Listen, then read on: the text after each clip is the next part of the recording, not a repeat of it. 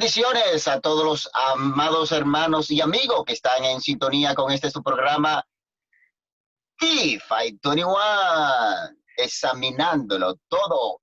Sí.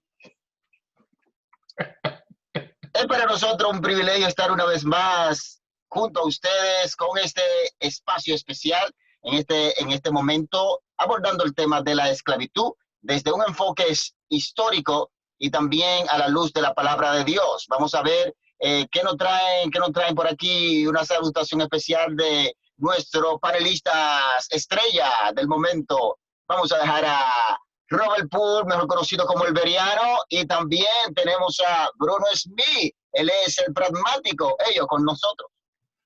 Dios les bendiga, mis hermanos, y de nuevo más que contento de estar con ustedes. Obviamente una nueva entrega y esperamos que usted disfrute esta entrega como lo ha hecho con las demás. Y esperamos, obviamente, que siga sintonizando y compartiendo este contenido que tenemos para todos ustedes. Y este tema que tenemos hoy, hermano Manuel, creo que es de suma importancia porque vamos a ver qué dice la palabra de Dios acerca de este tema muy importante. Mi hermano Bruno Smith.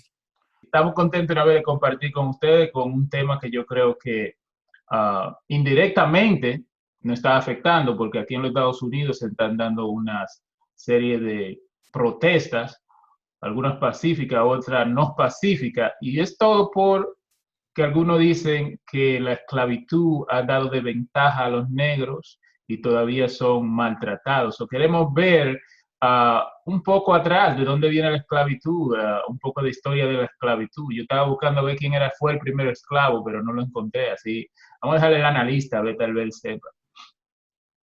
Sí, no hay duda que la esclavitud es antiquísima. De hecho, se habla de la esclavitud 2000 años antes de Cristo y practicada mucho más por los grandes imperios. Hay que hablar del imperio de Grecia, el imperio de Persia y el mismo imperio romano. Entonces, ¿qué era lo que sucedía con la esclavitud? En primer lugar, se daba un fenómeno de la esclavitud producto de las guerras. Cuando un imperio vencía a otra nación, entonces sometía a esa nación y las personas que quedaban con vida, los que no morían en combate, pues entonces eran reducidos a ser esclavos que pasaban a ser oprimidos y eran vistos como, en el caso del Imperio Romano, consideró a los esclavos como un objeto, como una cosa. No tenían esa calidad de personas, sino que eran vistos como cualquier objeto que podían hacer con ellos lo que desearan. Es decir, que esa esclavitud comenzó siendo prácticamente desde el poder militar, el poder de las guerras, pero posteriormente la esclavitud toma otra modalidad y es la modalidad del comercio. Por ejemplo, usted tenía una deuda y usted no sabía cómo saldar el precio de esa deuda, entonces el padre, si tenía hijos, podía dar en pago de su deuda a uno de sus hijos o dos de sus hijos, dependiendo cuál fuera el tamaño de la deuda contraída. Hay un ejemplo bíblico, segundo libro de Reyes, el capítulo 4. Allí hay un clamor de una viuda que dice que su esposo había muerto y ahora el acreedor venía para tomar sus dos hijos. Entonces ahí el profeta hace un milagro en favor de esta viuda, pero notemos cómo la esclavitud pasó a ser un medio hasta del comercio. En el caso de José también nosotros vemos ahí que cuando los hermanos están pensando si le matan o no le matan, hubo uno de ellos que decide y opta porque no le maten, sino que lo vendan. Se vendía a la persona como esclavo y esto a su vez pasaban a ser pues muy maltratado. Yo creo que más adelante vamos a estar haciendo una gran diferencia porque en todo este debate está la versión de que si la Biblia apoya, si la Biblia ampara, si la Biblia es incluso un libro que promueve la esclavitud. Todos los detractores de la Biblia, todos los detractores de la palabra de Dios se ponen en la posición de que la Biblia promueve la esclavitud. Y vamos a ver en este debate que es todo lo contrario, que hay una diferencia muy marcada en la esclavitud que se permite según la Biblia a la esclavitud, por ejemplo, que fue objeto el mismo pueblo de Dios cuando estuvo en Egipto por 400 años, que este pueblo por el faraón que sucedió a aquel faraón que conocía a José y que había un trato ahí de cuidar a los hebreos porque el faraón era bien amigo de José. Entonces, a la muerte de ese faraón surge otro faraón y ya entonces el pueblo de Israel se ve oprimido, trabajando en trabajo forzoso, sin alimento y cada día más aumentaban la fatiga del trabajo y maltratado. Entonces, vamos a ver nosotros que desde el punto de vista de la Biblia hay toda una regulación para esos siervos, que es el término más bien, los siervos. Hay toda una regulación de que tenía que tener una misericordia, de que había que tener un cuidado. Entonces, con los esclavos como tal, no había ningún reparo, ningún cuidado, sino que eran avasallados y eran duramente maltratados. Y muchos de ellos morían a causa del látigo y otros a causa de la hambruna a que eran sometidos. Ahora, Manuel, Claro. tú mencionaste los egipcios y los descendientes de José, es decir, los descendientes de las 12 tribus, y cómo ellos fueron esclavizados en Egipto. Porque una de las cosas que decimos y que tal vez es que los negros se han llevado la peor parte. Yo creo que eso tendríamos que tomar otro programa y ver cuál era el color de los judíos en aquel tiempo. Porque si los judíos eran blancos y los egipcios eran, que son más negros, entonces hubo una vez que los negros esclavizaron a los blancos. No, eso se da históricamente. De hecho, antes de los negros ser esclavos aquí en los Estados Unidos, habían blancos que eran esclavos. Lo único que este tipo de esclavitud que se dio por 400 años aquí en los Estados Unidos, realmente no se había visto este tipo de, ¿cómo diríamos?, maltrato a un ser humano como persona en esta parte del oeste. Obviamente, históricamente, sí lo vemos así, y obviamente eso fue el caso de los israelitas en Egipcio, y sabemos nosotros que era un castigo terrible que tenían esta gente, y de hecho se le implantó todavía más sacrificio, porque cuando Moisés trató de ayudarle, pasó ahí unas situaciones donde el faraón dice: ustedes están haciendo todas estas cosas porque están libres de trabajo, ahora le vamos a reciar y no le vamos a dar la paz, y nosotros sabemos la historia de esto. Históricamente, de acuerdo a la Biblia, la primera persona que tuvo esclavo fue una persona llamada Nimrod. En Génesis capítulo 10 dice que era gran cazador delante de Jehová, y lo que hacía era que esclavizaba personas. Y este hombre fue el arquitecto de la Torre de Babel, y fue quien comenzó, fue el primer grande en la tierra, y utilizó esclavos para hacer esto. Pero bíblicamente nosotros vemos la carta de Pablo a Filemón en defensa de Onésimo, que supuestamente era un esclavo que se había escapado, y Pablo le escribe a Filemón diciéndole: yo quiero que tú le recibas como me estás recibiendo a mí. Es decir, que está abogando por este esclavo, está abogando por esta persona. Y otras cosas también, a pasar del tiempo, el título que se le da a la persona que está en mando ha cambiado. Por ejemplo, cuando yo trabajaba en uno de estos bancos, me dice un compañero de trabajo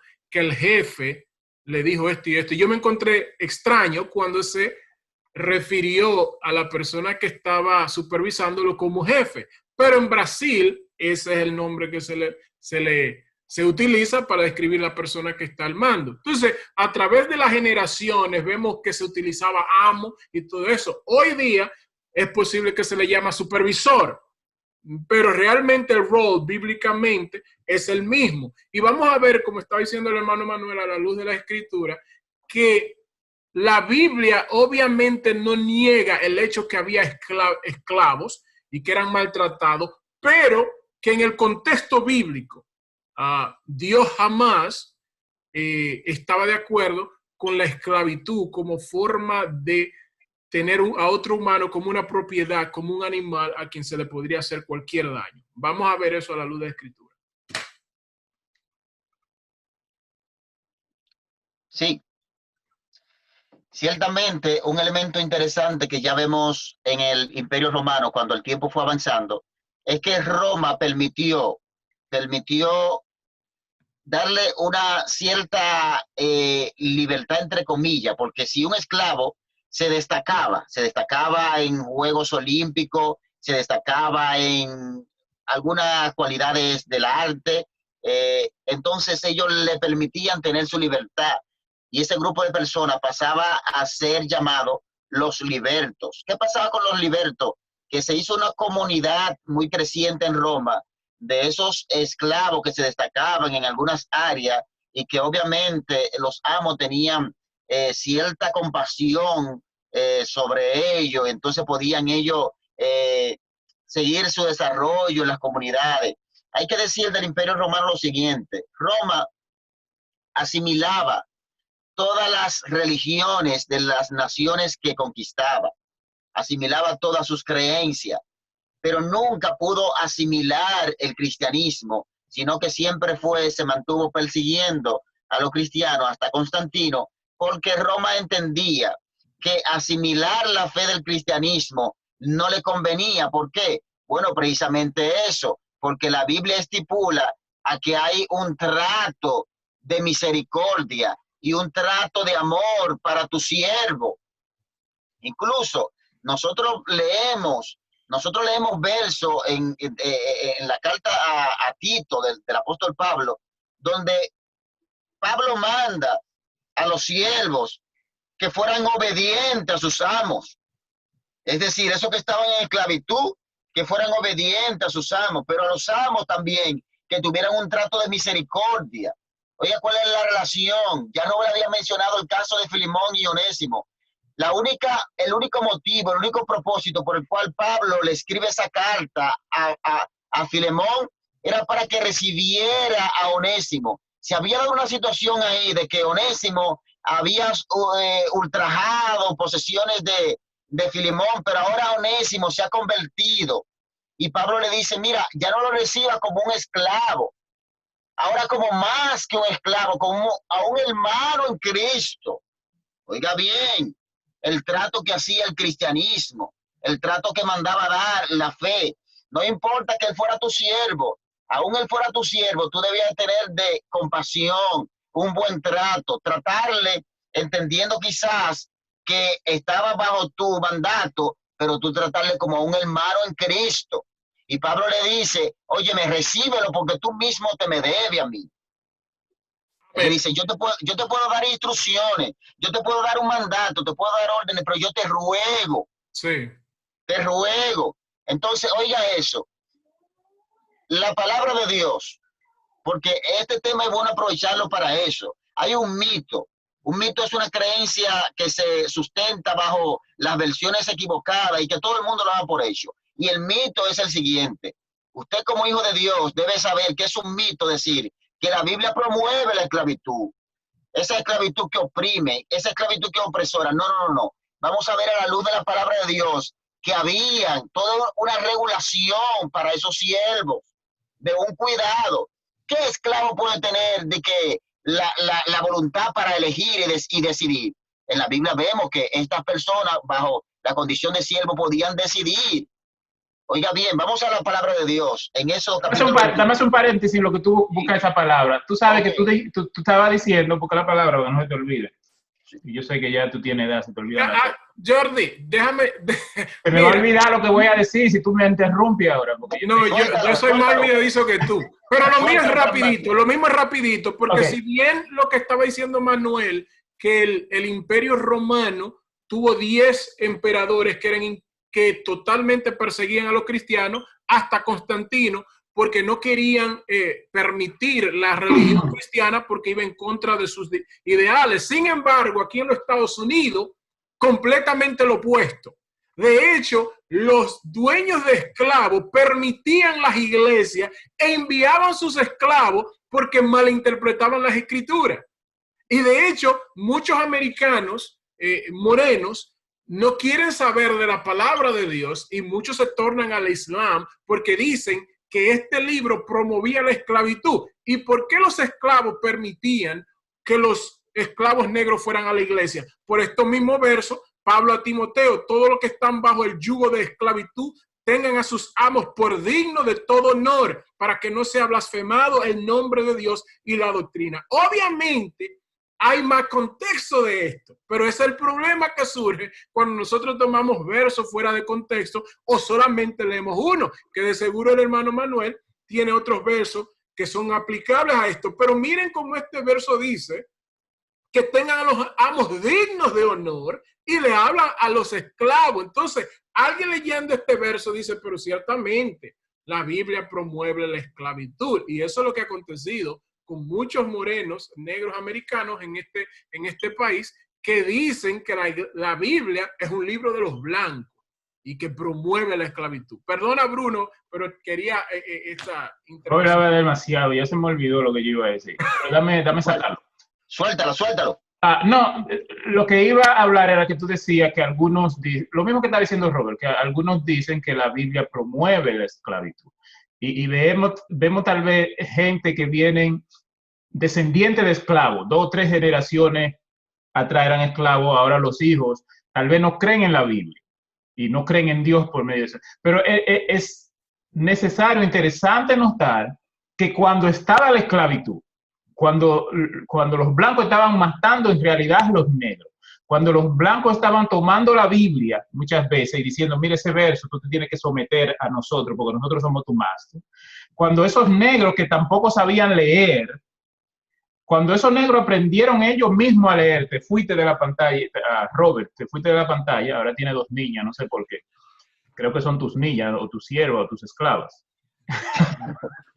No, son las hijas. Esas son las hijas. Ok, se cambió de lugar en mi pantalla, parece que eso era lo que quería.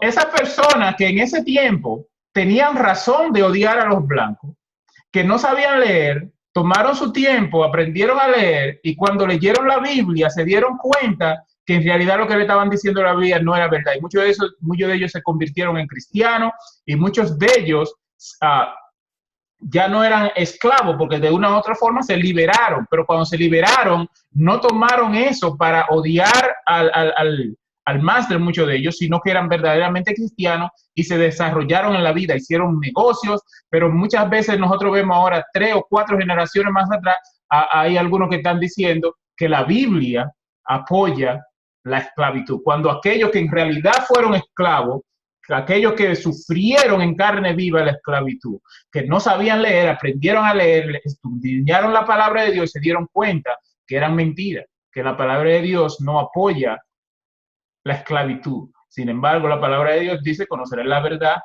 os hará libre, y por eso muchos de ellos fueron libres. Sí, antes de pasar a la escritura, yo creo que el debate que siempre ha existido y muchos de los mitos que uno escucha en la sociedad es producto de que la palabra de Dios fue muy utilizada como medio de manipulación.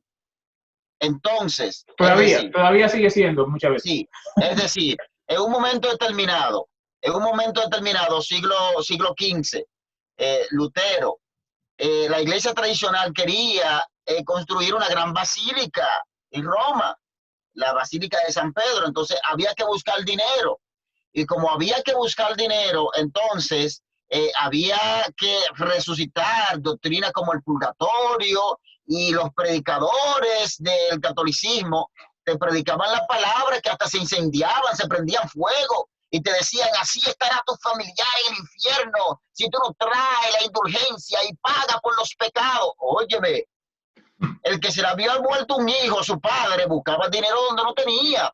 ¿Para qué? Para que sus seres queridos salieran de ese lugar de tormento y pudieran purgar su pecado.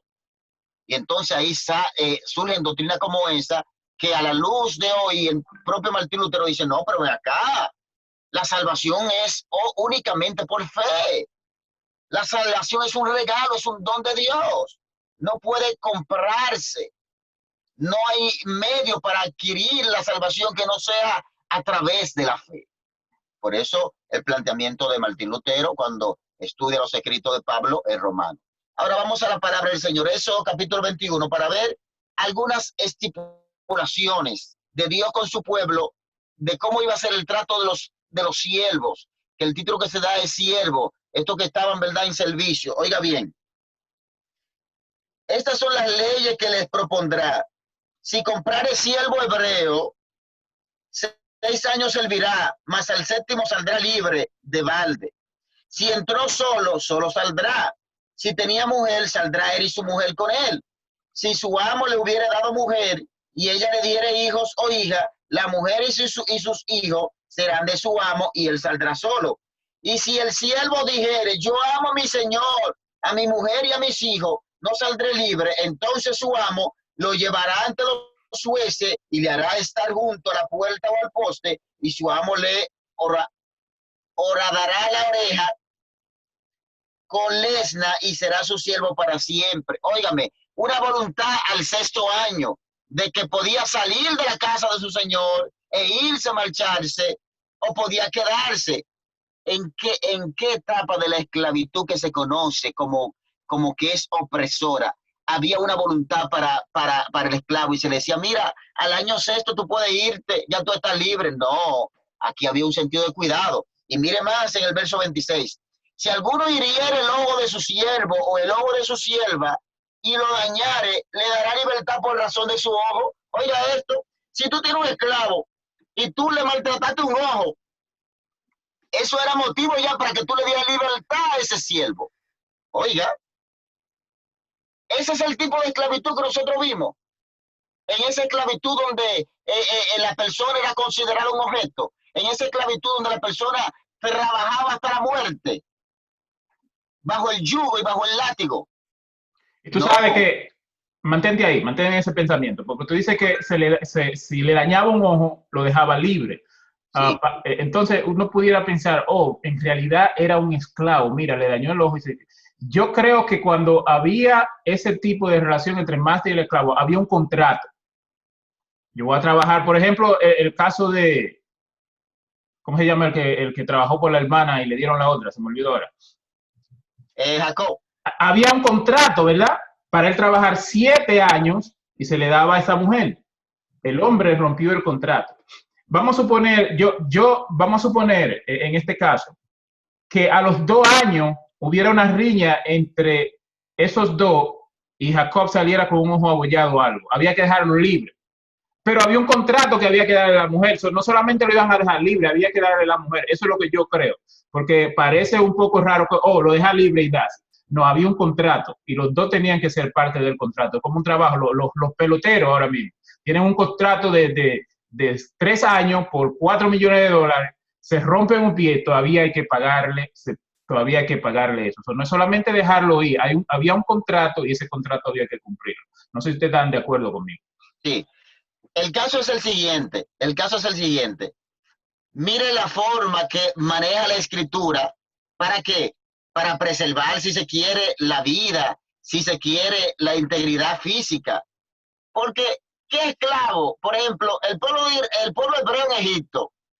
Si un hebreo venía y que, mire, dígale a Faraón que se me zafó un brazo, que no puedo trabajar mañana. No, usted tiene que trabajar aún se muera.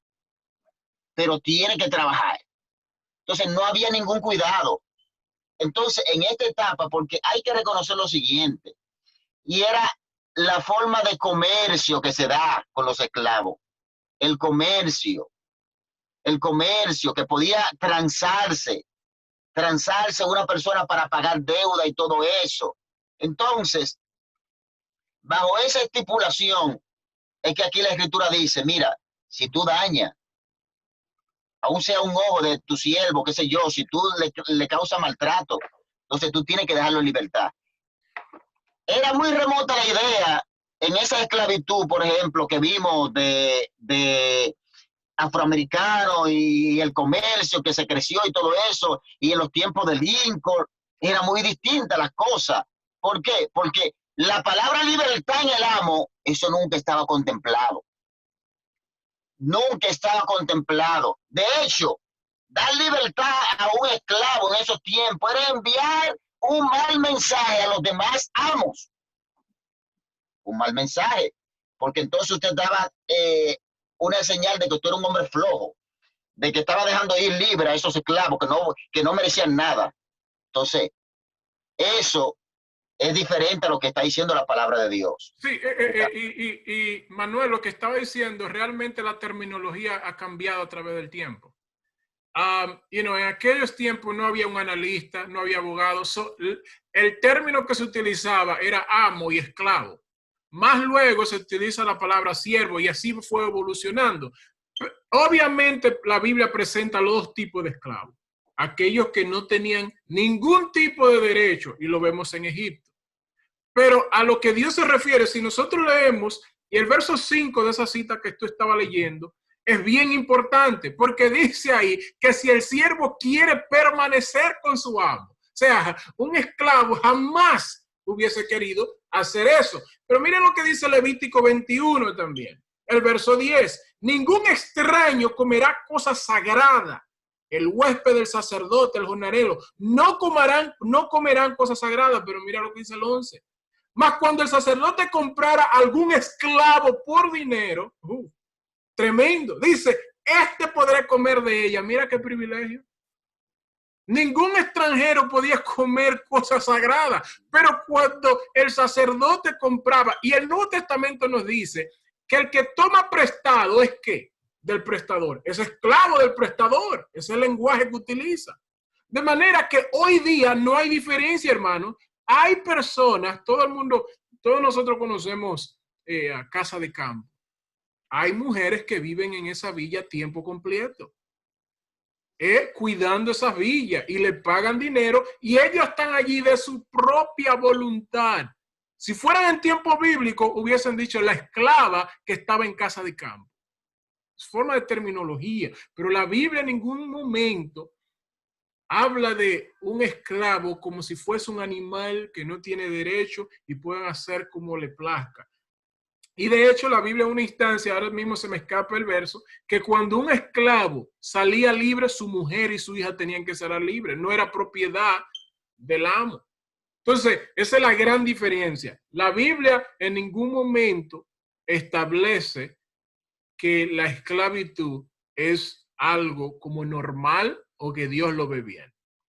Amén. Y esas son las diferencias que tenemos que ver entre la esclavitud que se habla en la Biblia y la esclavitud que se vivió aquí en los Estados Unidos. Claro, claro. La esclavitud... Bruno, de hecho, una de las malas palabras, que obviamente no voy a mencionar, se utiliza porque aquí en los Estados Unidos tenían a los hijos teniendo relaciones con la madre para tener prole, para crear más esclavos. Eso era una situación inhumana.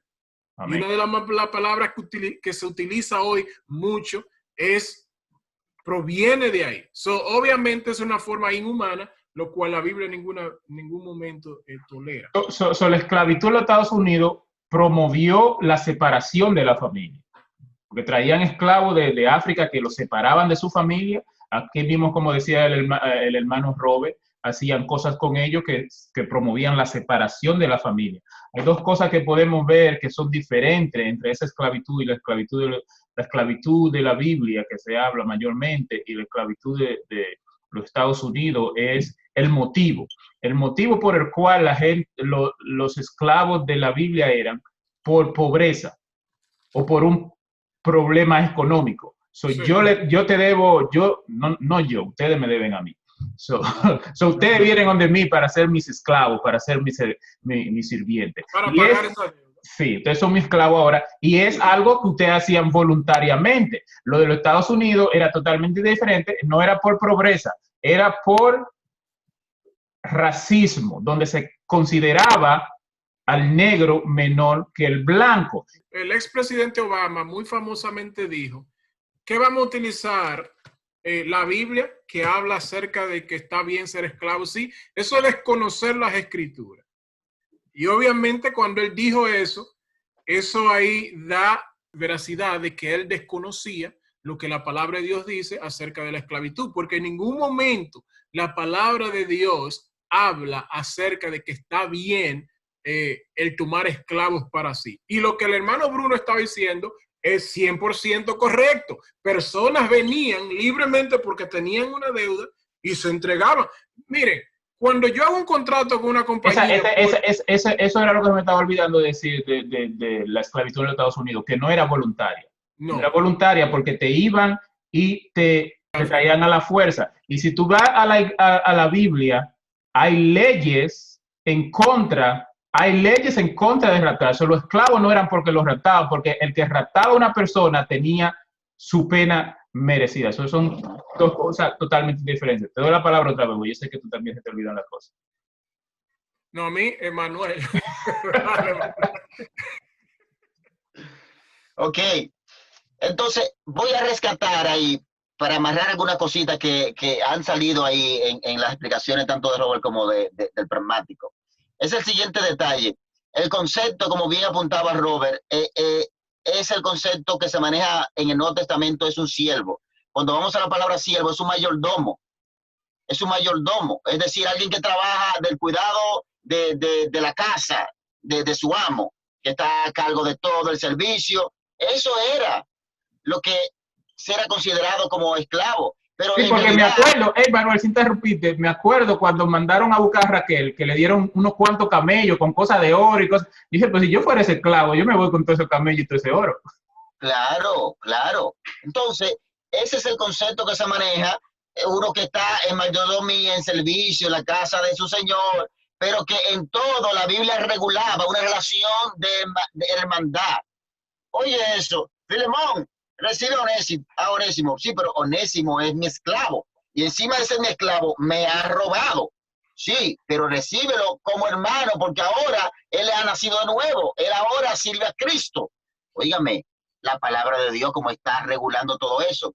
Y acerca del presidente que mencionaron, que dijo lo que se refirió, que voy a omitir el nombre, pero que se refirió a la esclavitud. Yo creo. Obama. Sí, yo creo. Yo lo digo porque quizá lo que voy a decir, pero es que he visto yo llevo tiempo observando cómo en momento X los gobernantes mencionan la Biblia, pero muchas veces mencionan o hacen alusión a la Biblia ignorando completamente lo que están diciendo. Señor presidente, señor gobernador, usted quiere hablar de la palabra de Dios. El hecho de que usted sea una figura pública no es que usted sea un experto, un versado en la Biblia. Busque un consultor, asesórese, porque usted ve gente hablando de la palabra de Dios y lo que hacen es, mire, lo que hacen es que meten los dos pies en un zapato. Eso es así. El hecho de que usted sea una gran autoridad pública no es que usted sea un conocedor de la palabra. Entonces, busque quien sea conocedor. ¿Qué hacen los presidentes realmente cuando hay crisis, cuando hay que enviar un mensaje de esperanza? Los consejeros que están ahí le dicen, señor presidente, mire este verso bíblico. Aquí, ok. Con este verso bíblico vamos a fortalecer la fe de la población. Ok, sí, vamos a citar ese verso bíblico. Y se limitan a eso. De ahí a usted estar dando posiciones que este libro aprueba desconociendo lo que la Biblia enseña. Entonces, es una falta que ningún gobernante puede permitirse. Y lo que el hermano Manuel dice en esta pasada campaña entre los demócratas, había un personaje llamado Pete Buttigieg, no sé si pronuncio su apellido bien, pero él comienza y levanta la Biblia y dice que el modelo bíblico que él tiene ahí obviamente está contradictorio a la vida de Donald Trump, lo cual yo no discuto eso, pero él no era la persona indicada para decir eso, porque él obviamente andaba con su esposo y él está hablando acerca de que el presidente no tiene una integridad moral, como lo presenta la Biblia. Pero él entonces está también viviendo una vida de homosexual, practicando y está utilizando la Biblia. Eso va a colación con lo que está diciendo el hermano Manuel, que muchas de estas personas, de la misma forma que Obama habló acerca de que la Biblia establece que está bien la esclavitud, muchas de estas personas utilizan la palabra de Dios para defender algunos de sus puntos, pero ellos desconocen completamente la palabra de Dios y no deberían de hacerlo. No deberían de hacerlo, deberían de completamente usar la base de su intelecto secular y no utilizar la palabra de Dios, porque obviamente la desconocen. Entonces, este tema de la esclavitud lamentablemente, muchos morenos afroamericanos tienen la palabra de Dios como su enemigo, porque dicen que es un libro de los blancos para subyugar a los negros, y se han apartado realmente de sus primogenitores, aquellos que venían 4 generaciones atrás, que pese a eran esclavos, cantaban. Y de ahí viene el hermano Bruno Smith, que es músico, te puede decir que los inventores del jazz y todas esas músicas, El gospel. Gospel fueron los morenos. Oye, Amazing Grace. Amazing Grace. Esos fueron los morenos que, pese a las circunstancias, a una esclavitud que la Biblia no aprobaba, ellos cantaban al Señor.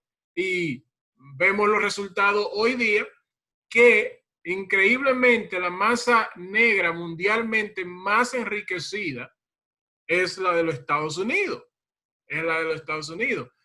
Pero desconocen realmente que la Biblia no es en ningún momento contraria a los morenos, sino que es una palabra que es para todos, absolutamente para todos, y en ningún momento aprueba la esclavitud.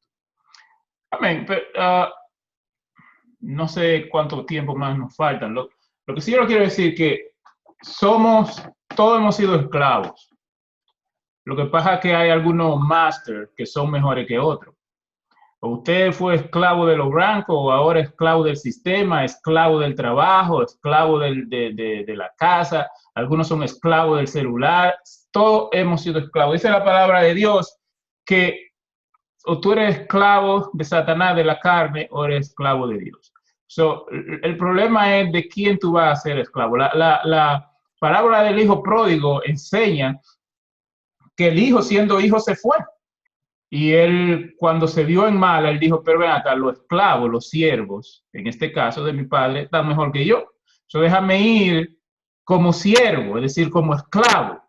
Pero el padre, cuando lo vio, se regocijó y lo recibió como hijo. Nosotros, nuestro tiempo de ser esclavo de la carne, del pecado, de Satanás ha pasado. Ahora tenemos que pasar a ser esclavo de Dios por medio de su Hijo Jesucristo, que es el mejor máster que podemos tener. Es tan tal que cuando venimos a Él como esclavo, Él no dice, no, usted no es esclavo, usted es hijo mío. El ser esclavo de Dios es ser verdaderamente libre. Es verdaderamente libre. Ese es el punto que yo quería hacer en este momento. Sé que el analista tiene algo mejor que yo. Amén. Ciertamente Pablo dice, y ya no vivo yo más, vive Cristo en mí. Y lo que ahora vivo en la carne, lo vivo en la fe del Hijo de Dios. Es decir, no me gobierno, pero es una esclavitud que da vida. Bendita esclavitud, vivir en los brazos de Cristo. Hay una manifestación, porque al día de hoy la esclavitud no ha sido del todo erradicada. Por el contrario, hay muchos indicios de esclavitud. Por ejemplo, hay una modalidad que va cobrando fuerza y que todos los países se unen para combatir esa práctica tan nefasta. Me refiero a la trata de blanca. ¿Qué es esto? Mujeres jóvenes que son raptadas, que son comercializadas para trabajar en centros de prostíbulo bajo maltrato, donde no hay libertad de nada, donde son utilizadas. Entonces, eso es otra manifestación de cercenar la libertad con la que Dios nos ha hecho libre a todos los seres humanos. Por el otro lado, no dejar también de analizar, aunque sea brevemente, la situación actual que estamos viviendo aquí en Estados Unidos, todas las manifestaciones a raíz de la muerte de este joven, de una manera pues terrible, horrible, un hecho lamentable, un hecho horrendo, el que se cometió contra la vida de George. Y también señalar en esta parte de que todavía uno ve cómo uno se preguntaría, ¿qué harían en esta época? Es la pregunta que hay que hacerse. ¿Qué harían en esta época? En esta época, líderes como Martin Luther King.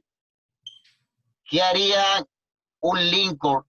¿Qué haría un Gandhi en esta época?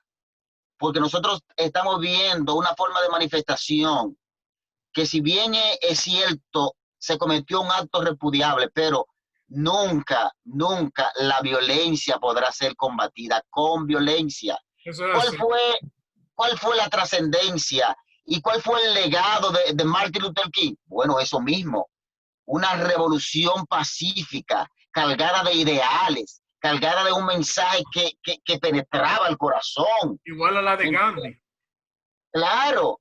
Entonces, ¿qué estamos viendo hoy en día? Estamos viendo que Trump dice una frase que hasta es aplicable, porque él dice que la memoria de Floyd, pues está siendo maltratada por todas estas protestas, porque no es la forma de reivindicar, de recordar, de honrar a una persona que vivió, que todo el mundo hablaba bien, que fue un hombre de bien. Entonces, no es la manera. Entonces, en todo esto que hemos visto, vandalismo, hemos visto saqueo, no es el mensaje, no cala como debería calar el mensaje.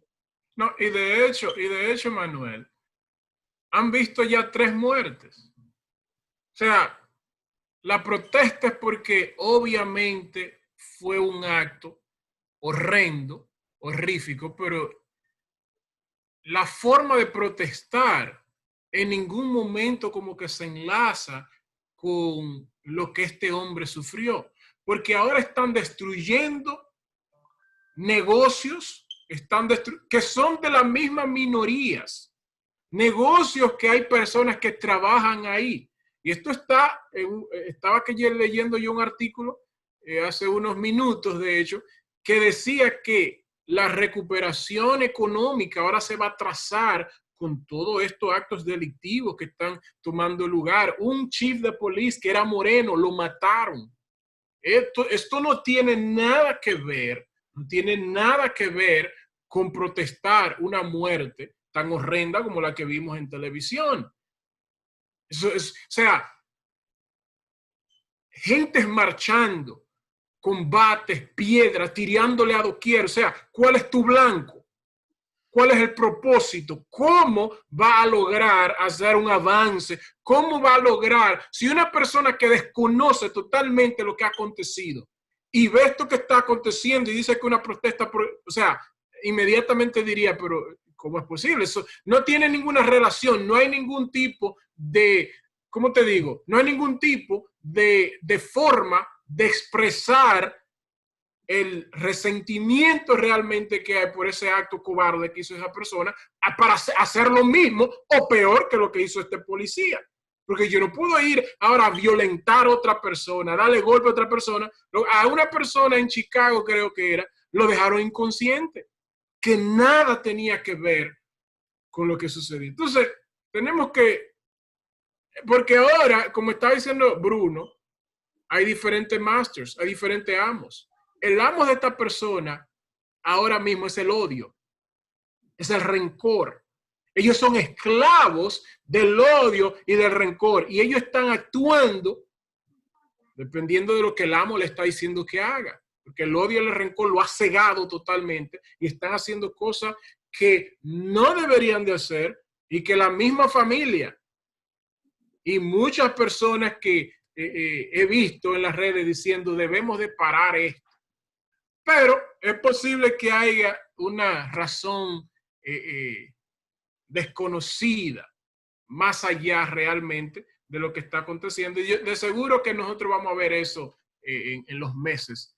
Sí, yo creo que hay fuerzas detrás de todo esto, Sí. de cierta u otra forma, pero también nosotros tenemos que ver que nosotros tenemos que aprender a perdonar. Y yo creo que nosotros, me voy a poner en el grupo, nosotros los negros tenemos que aprender a perdonar a los blancos, porque cuando Dios manda que perdonemos, no lo hace por la otra persona, lo hace por ti. Porque si tú no perdonas, tú crees que tú le estás haciendo daño a la otra persona, pues tú te estás haciendo daño a ti mismo. Tú te estás destruyendo totalmente a ti. Nosotros tenemos que aprender eso, a perdonar. Y yo creo que eso es algo que nosotros tenemos que trabajar, pues no hemos perdonado y nos estamos dañando a nosotros mismos. Y otra cosa es que tal vez dice, bueno, hay ciertas personas que no ven de esta forma. Ahora, usted sale a robar, a dañar cosas, cuando lo ven y van a decir, ¿ustedes saben lo que van a decir? Mira, ¿ves lo que te dije? ve que esa gente son así. No sé si vamos a ponerte en el programa para que no. Pero realmente, no debería en ningún momento verse como una guerra racial, ya que muchos de los que están protestando son blancos. Son americanos blancos que exactamente. Yo no sé por ven la qué. injusticia y se han agregado al número. O sea, no es que esto es negro contra blanco, blanco contra negro, Sí. pero obviamente la fuerza policíaca de este país debe ser entrenada. De un momento u otro hay que sentarse con ellos. Debe de haber algún tipo de video, debe haber un tipo de manual que ellos deben de seguir. Y estaba yo leyendo que la policía de Minneapolis ha arrestado y los policías han puesto su rodilla sobre el cuello de más de 40,000 personas que han arrestado, y 10 de ellos han perdido el conocimiento. Parece que está en el entrenamiento, no sé. Yo vi un video donde había uno que le tenía el pie sobre el cuello y el que estaba en el suelo era blanco. Y el otro policía hizo así, le sacó el pie, porque él se dio cuenta que habían cámara y además que eso fue lo que empezó todo el problema. Yo no sé si es parte del entrenamiento. Pero yo sé lo que le digo, nosotros tres somos padres. Va a tomar 2 o 3 generaciones para cambiar esto. Nosotros tenemos que estar seguros que nosotros les demos las propias enseñanzas a nuestros hijos para que ellos sean diferentes. Y eso es un problema. Eso lo vamos a abordar en otro programa, porque tenemos que hablar del matrimonio y cómo se han roto estas cosas, porque hay muchos jóvenes que nacen fuera del matrimonio y entonces no tienen a nadie que lo guíe, y entonces las generaciones siguen en problemas. Manuel Suárez, yo sé que está ahí. Sí. No, ciertamente estamos nosotros viendo unas autoridades que el tema lo están manejando, porque una persona ya, óigame bien, una persona que ya está sometida a la obediencia porque está esposada, si ustedes son una patrulla de 4 policías, ¿cuál era la necesidad de imprimirle ese maltrato? ¿Cuál era? O sea, es un ser humano que se tiene ahí detenido. Entonces, se desborda totalmente. Y eso es lo clave, eso es lo que yo quiero que tal vez se le quede a la gente. Era un ser humano, porque hay gente que está jugando con nosotros y cada vez que pasa con un negro, o es un negro para enchinchar, es una palabra fuera del diccionario, enchinchar, eso es dominicano, a la gente, pero cada vez que le pasa a cualquiera. Para tirarle leña al fuego. Sí, cuando le pasa eso a cualquiera, independientemente si es blanco, negro, chino, dominicano, estuvo mal. Y ese es el problema, que se le hizo a un ser humano. Y lo que está diciendo Manuel Suárez, yo he analizado eso de diferentes, porque una de las cosas es que no solamente este hombre es indolente, tiene su rodilla y este hombre le está diciendo no puedo respirar y está igual, pero no solamente eso, los 3 que están ahí están mirando como que es una situación normal. Y no solo eso, hay personas que están ahí, le están diciendo él no se puede mover, no puede respirar y sigue igual. O sea, esto es que ha consternado la nación realmente. Obviamente la reacción, yo no estoy de acuerdo. No estoy de acuerdo con este tipo de protesta donde tú estés rompiendo, quemando y haciendo todas estas cosas, pero entiendo la consternación, entiendo el dolor, porque yo no pude terminar el video. Realmente yo no pude terminarlo. Lo dejé a mitad porque es demasiado. Yo vi un poco, la esposa mía lo quería poner en la televisión con los niños y yo dije, ¿qué es lo que tú vas a hacer? No deja cuestión, míralo en tu computadora si tú lo quieras ver. No, yo no. Realmente era demasiado fuerte, demasiado fuerte. Bueno, sí. La problemática más grande, y con esto termino, es que es la persona que está para defendernos. Eso es lo grande. Porque no es como que era un ladrón, no es como que era un pandillero, no, era un policía. Y los policías están allí, lo que nos dice la palabra de Dios, son realmente personas que están en autoridad para protegernos, pero ese estaba abusando de la autoridad que se les daba. Entonces ese es uno de los problemas más grandes. Entonces estuve ahí donde el americano moreno tiene cierta desconfianza. En el momento que un policía lo va a detener, ya está pensando que lo peor puede pasar. Tú sabes que nos volvimos a emocionar y tal vez no una cosa llevó a la otra y nos metimos en eso. Pero hay que analizarlo todo, ¿verdad? Y retener lo bueno. Y entonces usted tiene que analizar la situación y mirar qué es lo que usted tiene que hacer en cada circunstancia. Eso es así. Si un policía lo para, no se ponga a discutir por qué me paraste, que por qué esto, y que por qué lo otro, que usted no es abogado. Tú le puedes preguntar, pero si 2 o 3 veces ya te ve que no va, déle su papel, lo que está haciendo, no se ponga policía. Le quieren poner esposa, ¿por qué se va a poner policía? Van a llamar 3 policías y 3 policías le van. Yo no estoy diciendo que eso fue lo que pasó con George, pero estoy diciendo, tenga cuidado por ahí, porque hay gente que se le sube el poder a la cabeza. Hay gente que yo digo que tienen demasiado poder. Por ejemplo, los jueces. Los jueces, tú estás en una corte, men, y tú dices una palabra mala y te meten 2 años de más de lo que de lo que te habían metido. Entonces hay policías que, porque en realidad yo sé que yo soy bueno, ustedes son buenos, y tú estás en tu carro y te paran, pero el policía no sabe si tú eres bueno. Entonces yo cuando, a veces tal vez el poder se le sube arriba, y a veces tú estás tratando de ser nice con el policía y ellos te hablan con autoridad. Yo hablo tranquilo, me pide la cosa, yo veo tranquilo. Entonces hay que analizar todo lo que está pasando y ver cómo usted se va a comportar en cada momento. Tenga cuidado por ahí. Pues. Bueno, entonces una situación bien delicada que se suma ya a este tiempo de pandemia que estamos viviendo. Que no, ya no hay coronavirus, eso pasó. Crea más inestabilidad, crea más incertidumbre, porque uno se preguntaría también, ¿cuánto contagiado va a resurgir de toda esta protesta? Entonces una cosa lleva a la otra, ¿eh? Pero Dios tenga misericordia. Te digo que ellos, el amo de ellos ahora mismo es el rencor y el odio, porque ellos no están reparando en coronavirus. Ellos lo que están saliendo en grupo y haciendo y deshaciendo. Es increíble realmente. Pero amén, oremos por eso.